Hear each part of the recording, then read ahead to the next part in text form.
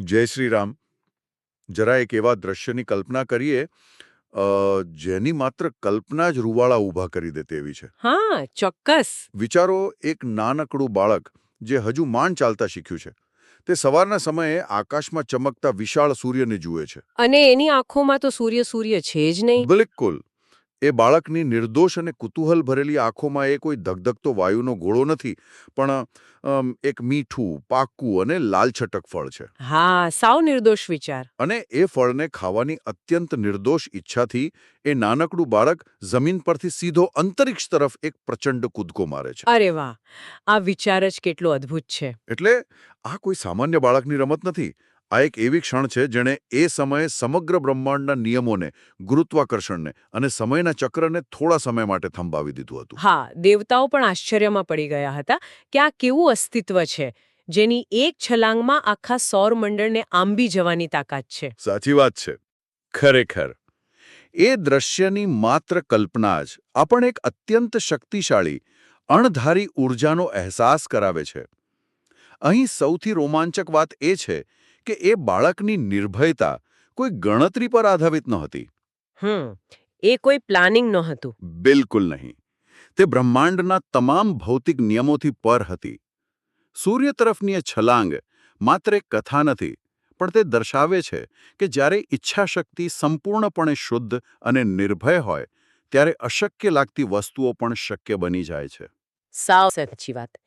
અને આ જ અદ્ભુત દૃશ્ય અને ઉર્જા સાથે આજના આ ઊંડાણપૂર્વકના અભ્યાસમાં સૌનું હાર્દિક સ્વાગત છે. નમસ્કાર.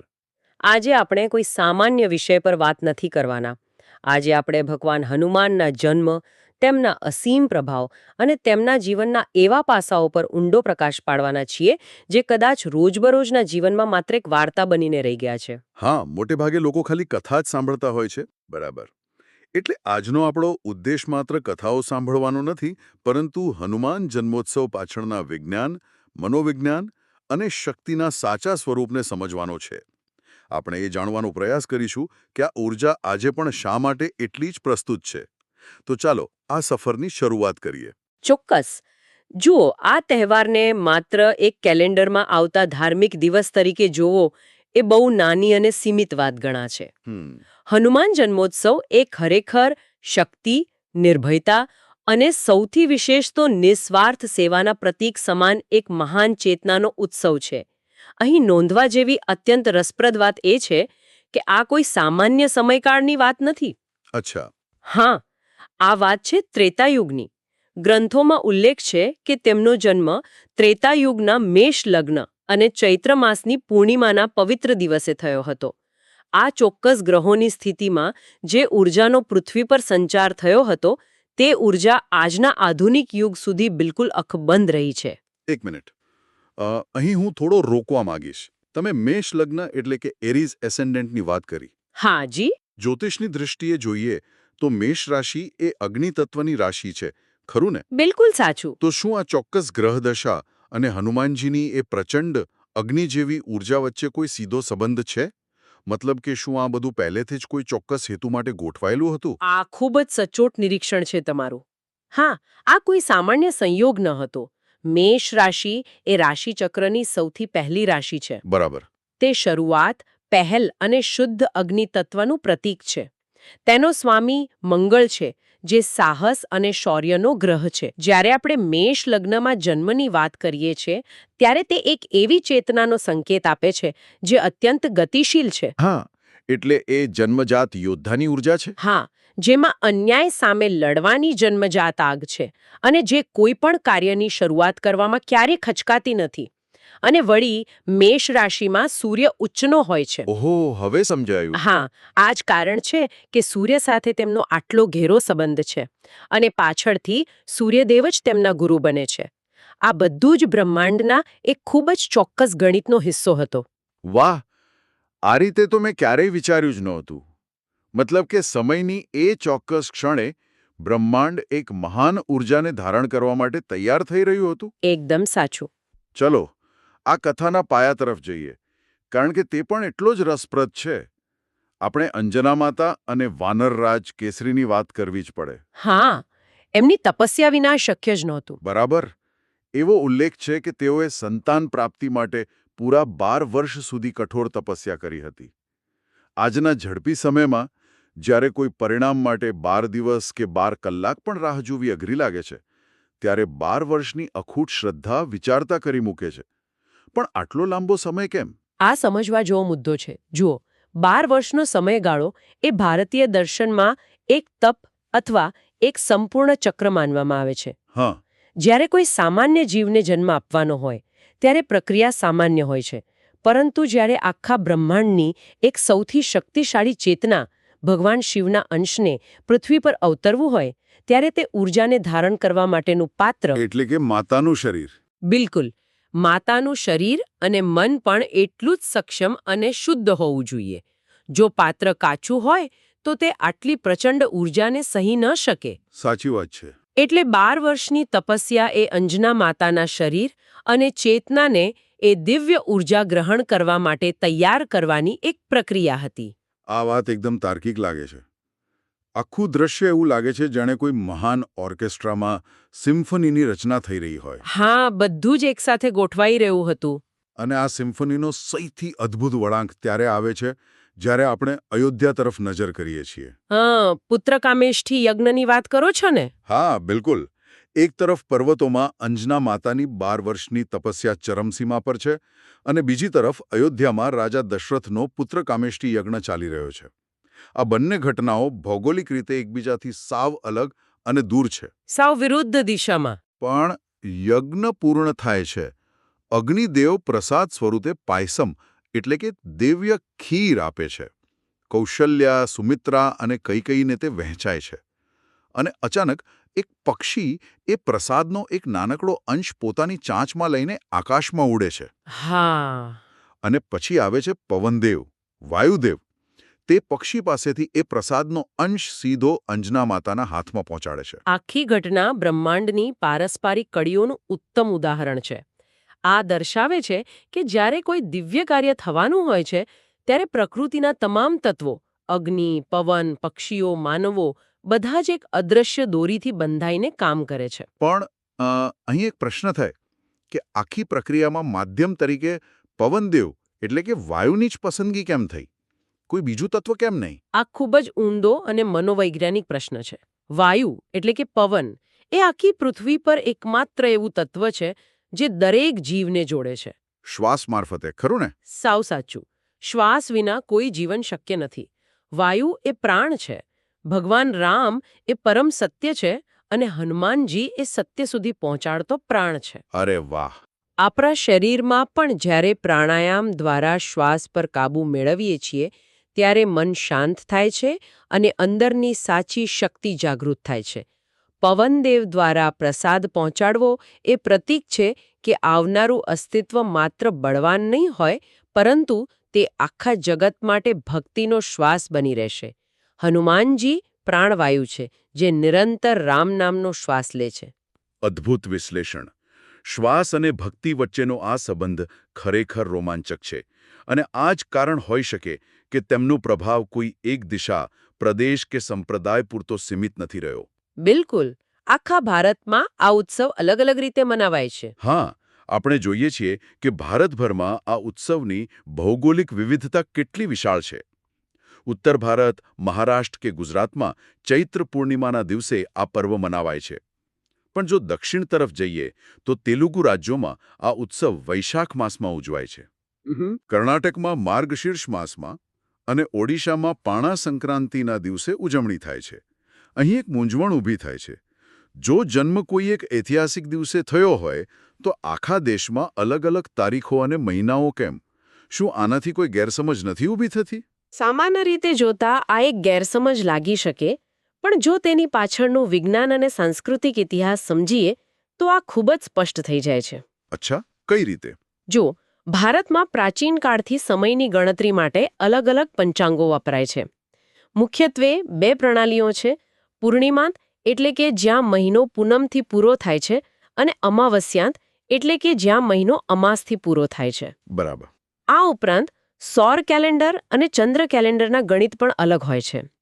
પરંતુ આની પાછળનું બીજું અને વધુ મહત્વનું કારણ સાંસ્કૃતિક છે. સાંસ્કૃતિક કારણ? હા, હનુમાનજી એ કોઈ એક ઐતિહાસિક ઘટના પૂરતા સીમિત ન રહ્યા. અલગ અલગ પ્રદેશોએ પોતાની ઋતુચક્ર અને કૃષિ વ્યવસ્થા અનુસાર તેમની ઊર્જાને સ્વીકારી છે. એટલે પ્રકૃતિ સાથે જોડાણ. બિલકુલ. ચૈત્ર અને વૈશાખ એ વસંત અને ગરમીની શરૂઆત છે, જ્યારે નવી ઊર્જાનો સંચાર થાય છે. અલગ અલગ તારીખો એ વાતનો પુરાવો છે કે આખો દેશ તેમને પોતાના પ્રાંતના સૌથી પવિત્ર અને ઊર્જાવાન સમયે આવકારે છે. આ વિવિધતા જ તેમની ખરી વ્યાપકતા છે. એટલે કે તેઓ સમયના કોઈ એક બિંદુમાં બંધાયેલા નથી, પણ આખા વર્ષ દરમિયાન અલગ અલગ પ્રદેશોમાં એક જીવંત ઊર્જા તરીકે ઉજવાય છે. ખૂબ સરસ. હા, સાચી વાત. હવે આ ચર્ચાને બાળપણની લીલાઓ અને ભૌગોલિક તારીખોથી થોડી આગળ વધારીએ. એક એવા પાસા પર નજર કરીએ જે હનુમાનજીની ખરી ઓળખ છે, તેમની અનન્ય ભક્તિ.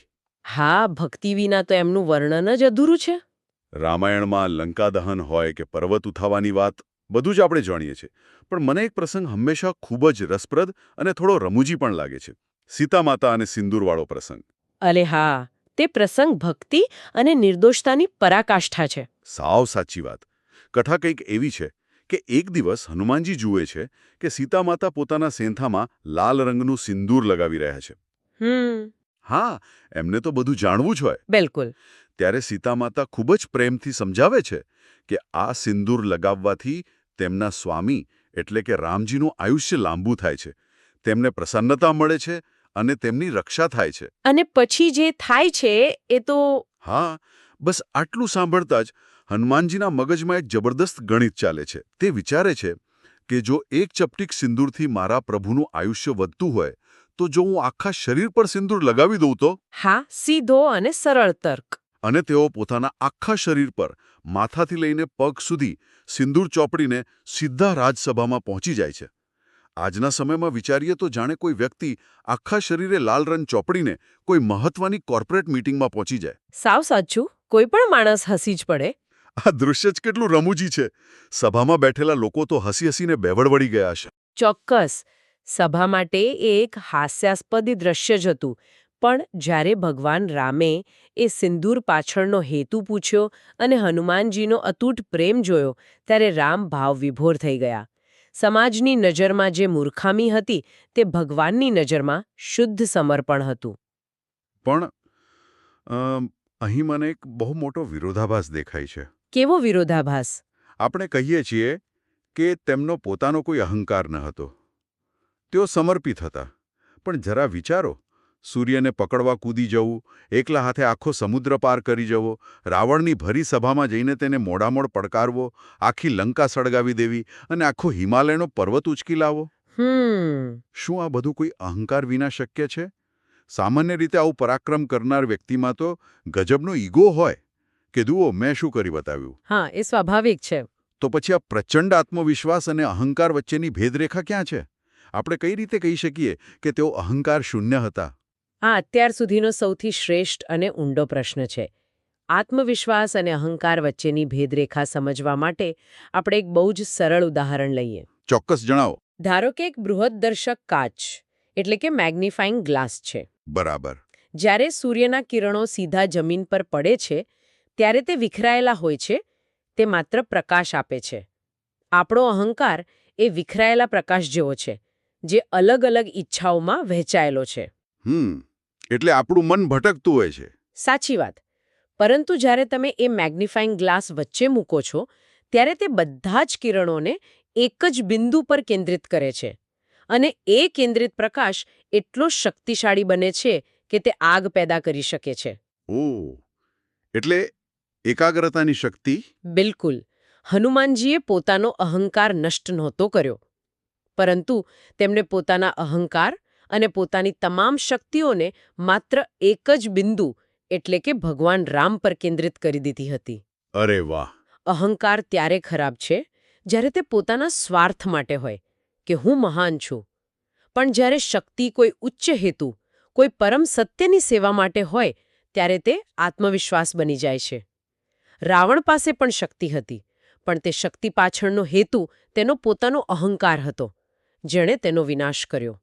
સાચી વાત. રાવણનો ઈગો એને ખાઈ ગયો. જ્યારે હનુમાનજીની શક્તિ પાછળનો હેતુ સેવા હતો, એટલે જ જ્યારે તેઓ લંકા સળગાવે છે ત્યારે એ તેમનો ઈગો નથી પણ એ રામના દૂત તરીકેની ફરજ છે. અદ્ભુત. આ મેગ્નિફાઇંગ ગ્લાસવાળું ઉદાહરણ મગજમાં એકદમ સ્પષ્ટ ચિત્રો ઊભું કરે છે. એટલે જ તેમને સંકટમોચન કહેવામાં આવ્યા. કારણ કે જ્યારે તમારી પાસે શક્તિ હોય અને તમારો કોઈ અંગત સ્વાર્થ ન હોય ત્યારે જ તમે ખરા અર્થમાં અન્યના સંકટ દૂર કરી શકો. જો પોતાનો સ્વાર્થ હોય તો તમે શક્તિનો ઉપયોગ માત્ર પોતાના ફાયદા માટે જ કરશો. 100% સાચી વાત છે. નિસ્વાર્થ સમર્પણ જ તેમને સંકટમોચન બનાવે છે. તો આ બધી જ બાબતોને જો આપણે આજના સમય સાથે જોડીએ તો આ આખી ચર્ચાનો ખરો અર્થ શું નીકળે છે? આજે આપણી પાસે સુવિધાઓ છે, આધુનિક ટેકનોલોજી છે, પણ છતાં લોકો તણાવમાં છે, માહિતીનો અતિરેક છે. હા, માનસિક શાંતિ તો જાણે ગાયબ જ છે. બિલકુલ. તો આજના ડિજિટલ અને તણાવપૂર્ણ યુગમાં હનુમાનજીના જીવનમાંથી આપણે પ્રેક્ટિકલી શું શીખી શકીએ? હું તો કરીશ કે આજના આધુનિક સમયમાં તેમનું જીવન પહેલા કરતાં પણ વધુ પ્રસ્તુત છે. આજે આપણે એવા યુગમાં જીવીએ છીએ જ્યાં દરેક વ્યક્તિ સતત દોડધામમાં છે, ભય અને અસુરક્ષાથી ઘેરાયેલી છે. લોકો પાસે શક્તિ અને સંપત્તિ છે પણ માનસિક શાંતિ નથી. હા, બધું જ છે, છતાં કંઈક ખૂટે છે. હનુમાનજીનું જીવન આપણને શીખવે છે કે શક્તિ અને બુદ્ધિનું સાચું મૂલ્ય ત્યારે જ છે જ્યારે તે કોઈ ઉચ્ચ હેતુ સાથે જોડાયેલા હોય. દાખલા તરીકે મહારાષ્ટ્રમાં એક બહુ જ સુંદર પરંપરા છે. અચ્છા, કઈ પરંપરા? ત્યાં હનુમાન જન્મોત્સવ નિમિત્તે સૂર્યોદય સમયે જ મંદિરોમાં આધ્યાત્મિક પ્રવચનો અને કીર્તન શરૂ થઈ જાય છે. સૂર્યોદયનો સમય કેમ?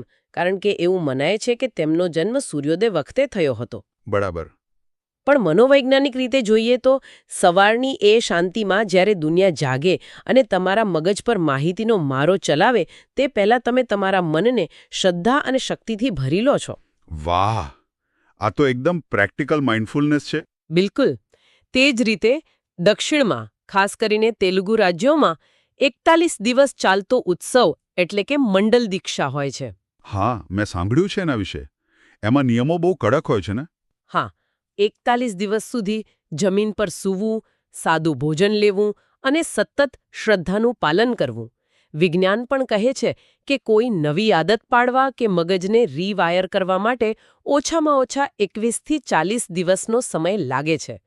આ દીક્ષા શારીરિક અને માનસિક રીતે વ્યક્તિને એટલી મજબૂત બનાવે છે કે જીવનમાં આવતા કોઈ પણ ભય કે રોગનો સામનો તે હસતા હસતા કરી શકે. ખરેખર, આ પરંપરાઓ પાછળ કેટલું મોટું વિજ્ઞાન છુપાયેલું છે. અને ભયની વાત નીકળી છે તો હનુમાન ચાલીસાનો ઉલ્લેખ કરવો જ પડે. એવું લાગે છે કે હનુમાન ચાલીસા માત્ર કોઈ શ્લોકોનો સમૂહ નથી, પણ તે એક શક્તિશાળી મનોવૈજ્ઞાનિક ઢાલ છે. હા, એક અદ્રશ્ય ઢાલ. જ્યારે કોઈ સાચા હૃદયથી આનું પઠન કરે છે ત્યારે ખરેખર અંદરથી ડર ગાયબ થઈ જાય છે. એ ઢાલ ખરેખર આપણો પોતાનો જાગૃત થયેલો આત્મવિશ્વાસ છે. સાવ સાચી વાત. શ્રદ્ધા જ સૌથી મોટું બળ છે. આપણે આજના આ રસપ્રદ વિશ્લેષણના અંત તરફ જઈ રહ્યા છીએ ત્યારે એક ખૂબ જ ઊંડો અને વિચારવા જેવો વિચાર મનમાં આકાર લઈ રહ્યો છે. હા. રામાયણમાં એક પ્રસંગ આવે છે જ્યાં ભગવાન રામે હનુમાનજીને એક વરદાન આપ્યું હતું. તેમણે કહ્યું હતું કે જ્યાં સુધી આ પૃથ્વી પર રામકથા થશે, રામનું નામ લેવાશે, ત્યાં સુધી હનુમાનજી અદ્રશ્ય રૂપે ત્યાં હાજર રહેશે. એટલે જ એમને ચિરંજીવી કહેવાય છે. બિલકુલ. એટલે જ તેમને ચિરંજીવી એટલે કે અમર કહેવામાં આવે છે. પણ આજના આધુનિક સમયમાં જ્યારે આપણે આજુબાજુ જોઈએ છીએ ત્યારે એક પ્રશ્ન થાય. કેવો પ્રશ્ન? પ્રશ્ન એ છે કે શું હનુમાનજીની અમરતા એટલે કે તેમનું ચિરંજીવી હોવું એ માત્ર કોઈ ભૌતિક શરીરની હાજરી છે કે પછી તે કંઈક બીજું જ છે? હા, બહુ સુંદર વિચાર છે આ. જ્યારે કોઈ અજાણી વ્યક્તિ પોતાનો જીવ જોખમમાં મૂકીને આગમાં ફસાયેલા કોઈ બાળકને બચાવવા કૂદી પડે છે, અથવા જ્યારે કોઈ સામાન્ય માણસ પોતાના કોઈ જ સ્વાર્થ વિના રાતના અંધારામાં કોઈ અજાણ્યાની મદદ માટે દોડી જાય છે, હા. શું એ હનુમાનજીની જ ચેતના નથી જે એ વ્યક્તિમાં એ થોડી ક્ષણો માટે જાગૃત થાય છે? ચોક્કસપણે. શું એવું ન કહી શકાય કે હનુમાન એ માત્ર કોઈ એક દેવતા નથી, પરંતુ તે નિર્ભયતા, નિસ્વાર્થ સેવા અને અતૂટ શ્રદ્ધાની એક એવી ફ્રીક્વન્સી છે, એક એવી માનસિક અવસ્થા છે જેની સાથે જો કોઈ પણ વ્યક્તિ પોતાના મનને જોડી દે તો હનુમાનજી આજે પણ તેનામાં જીવંત થઈ જાય છે. હું સંપૂર્ણપણે સહમત છું. આ વિચાર જ અત્યંત પવિત્ર અને આત્માને શાંતિ આપનારો છે. જ્યાં પણ ભલાઈ છે, જ્યાં પણ પોતાના અહંકારથી ઉપર ઉઠીને બીજા માટે કંઈક કરી છૂટવાની ભાવના છે, ત્યાં હનુમાનજીની એ પરમ ચેતના ચોક્કસપણે શ્વાસ લઈ રહી છે. ચિરંજીવી હોવાનો સાચો અર્થ આ જ છે કે સારપ અને સેવા ક્યારેય મરતા નથી. સાચી વાત. આ જ નિર્ભયતા અને સેવાની ઉચ્ચ ભાવના સાથે આપણે આજની આ અદ્ભુત સફરને અહીં જ વિરામ આપીએ છીએ. આશા છે કે આ ચર્ચાથી શક્તિ, ભક્તિ અને સમર્પણનો એક નવો જ અને વૈજ્ઞાનિક દૃષ્ટિકોણ જાણવા મળ્યો હશે. ચોક્કસ. જો આ વિશ્લેષણ રસપ્રદ અને જ્ઞાનવર્ધક લાગ્યું હોય તો આ ચેનલને ચોક્કસથી લાઇક કરવા વિનંતી છે. પરિવાર અને સ્નેહીજનો સાથે આ જ્ઞાનને શેર કરી શકાય, જેથી તેઓ પણ આ ઊર્જાનો અહેસાસ કરી શકે. અને હા, ભવિષ્યમાં આવા જ રોમાંચક અને ઊંડાણપૂર્વકના વિષયો સાથે જોડાવા માટે ચેનલને અચૂક સબસ્ક્રાઇબ કરવા નમ્ર અરજ છે. આભાર. હવે અત્યંત ભક્તિભાવપૂર્વક અને બંને હાથ જોડીને વિદાય લઈએ છીએ. જય શ્રી રામ.